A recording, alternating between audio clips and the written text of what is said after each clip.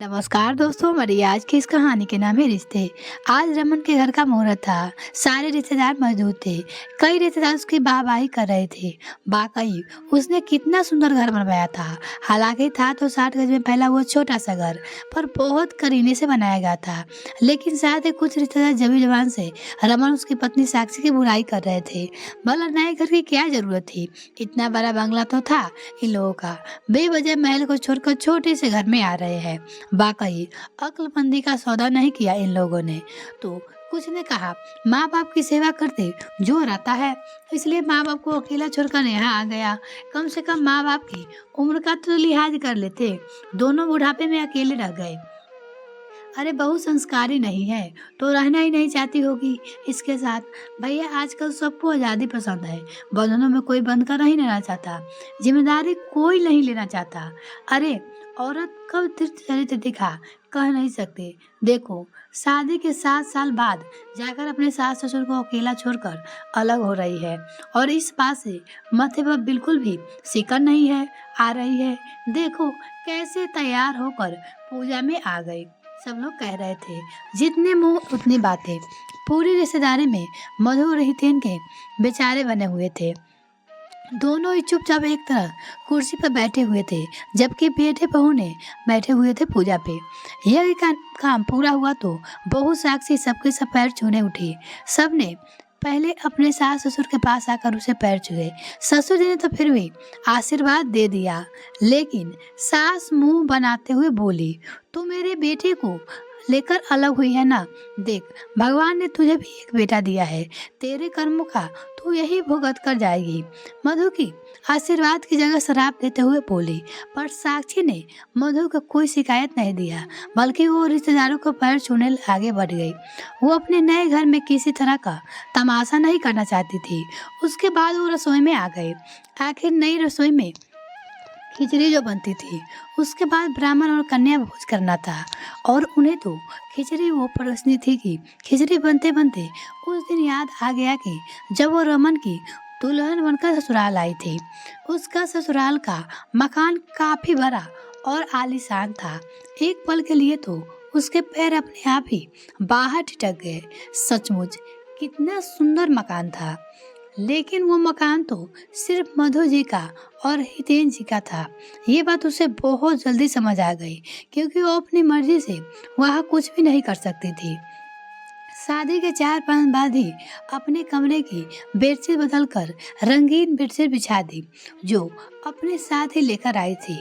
जब मधु जी ने देखा तो काफी हंगामा कर दिया। आते ही अपनी मनमानी शुरू कर दिया है, तुमने, ये मेरा घर है और मुझे मेरे घर को लाइट कलर पसंद है, इसलिए इस बेडशीट को अभी हटाओ यहाँ से। सासू माँ के इस रवैये से साक्षी हैरान रह गई और उसने चुपचाप बेडशीट हटा दी। कभी रसोई की सफाई को लेकर तो कभी पर्दे बदलने को लेकर, हर चीज में मधु जी साक्षी को टोकती थी, और हर बार ये नहीं बोलती थी कि ये मेरा घर है, यहाँ मेरी मर्जी से सब कुछ होगा। रमन भी मधु जी के सामने ज्यादा कुछ नहीं कह पाता था। अभी तक तो साक्षी अकेले ही थी, लेकिन बेटे प्रिंस के होने के बाद और भी ज्यादा समस्या हो गई। छोटा सा था तब कोई दिक्कत नहीं थी, लेकिन जैसे जैसे बड़ा हुआ, कभी किसी के कमरे का सामान बिखर कर चला जाता तो कभी किसी किसी कमरे में, और डांट पड़ती साक्षी को। डांट के डर से साक्षी घर में ही सिमटी रह जाती, पर फिर भी उसे डांट पड़ ही जाती। आखिर बेटे को घर में रहने वाले संस्कार नहीं सिखा पा रही थी। इन सब स्कूल जाने लगा तो बच्चे की तरह वो भी पेंसिल कलर वगैरह से दीवार पे लिख देता। बस मधु जी और हितेन को इस बात पे चिल्लाना शुरू कर देते, और साक्षी कपड़ा लेकर दीवार की साफ सफाई करने दौड़ती। लेकिन आखिर कब तक? आखिर वो भी इंसान थी। एक दिन अचानक मुंह से निकल गया कि माँ जी, प्रिंस अभी बच्चा है, बच्चे थोड़ी ना बहुत शरारत करते हैं, और आखिर इसे बांध कर कैसे रखो। वो अपनी सास से कहती है, मुझे नहीं पता, तेरा बेटा है, तू ही संभाल। मैं अपने घर को गंदा होने नहीं दूंगी। मुझे मेरा घर साफ सुथरा पसंद है। मधु जी 2 टूक जवाब देकर वहां से निकल गई। साक्षी हकी बकी सी उन्हें देखती रह गई।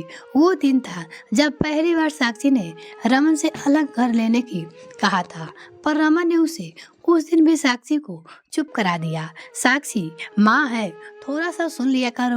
अब वो बुजुर्ग है, कुछ कह देती है तो एक कान से सुनो और दूसरे कान से निकाल दिया करो।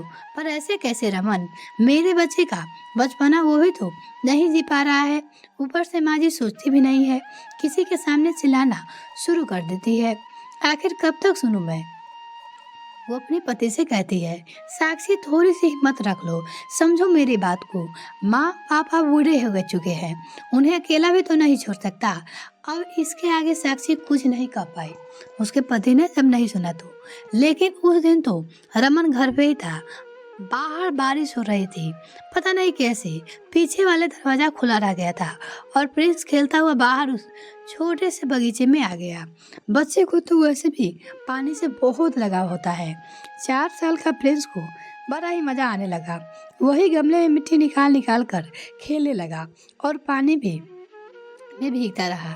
थोड़ी देर बाद अपने उन्हीं गंदे और पैरों के साथ वो अपने घर में आ गया।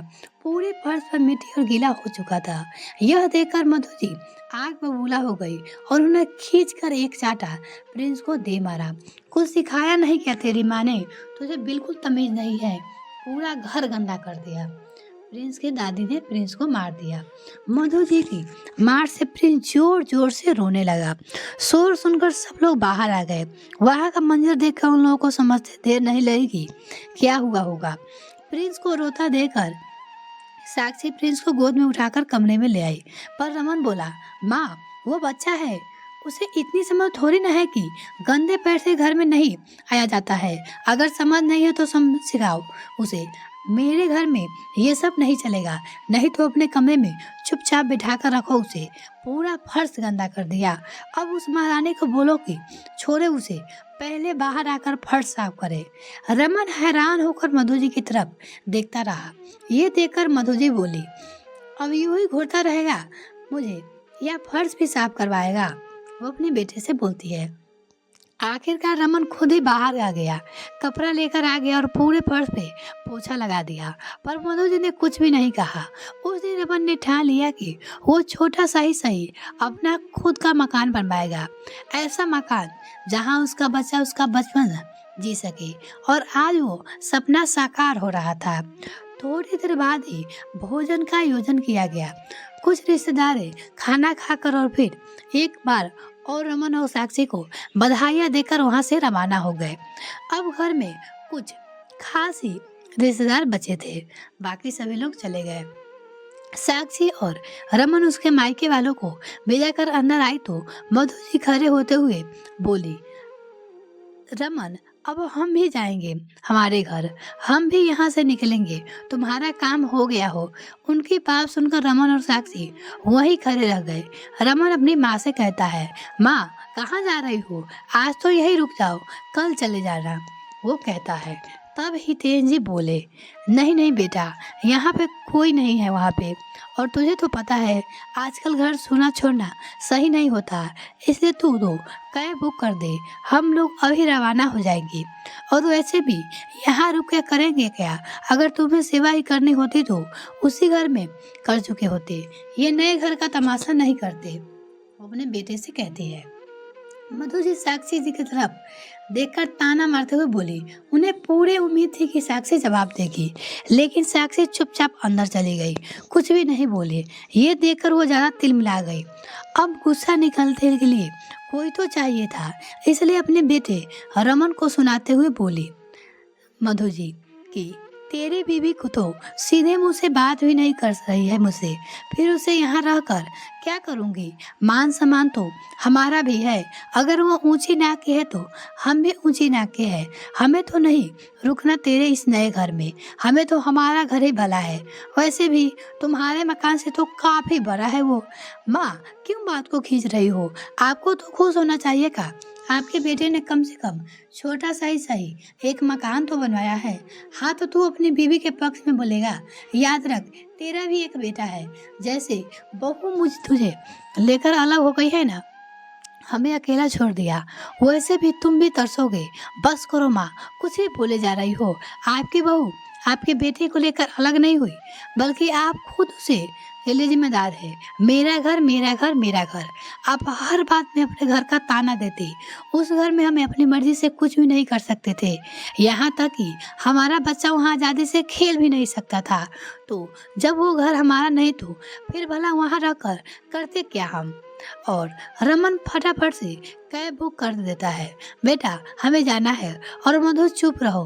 अब की बार हितेन जी फिर कहा तो रमन ने मोबाइल निकाल कर फटाफट कैब बुक कर दी। थोड़ी देर में कैब वहाँ आ गई और हितेन जी और मधु वापस रवाना हो गए। यह कहानी आपको कैसी लगी कमेंट सेक्शन में लिखना ना भूले। वीडियो को देखने के लिए बहुत बहुत धन्यवाद।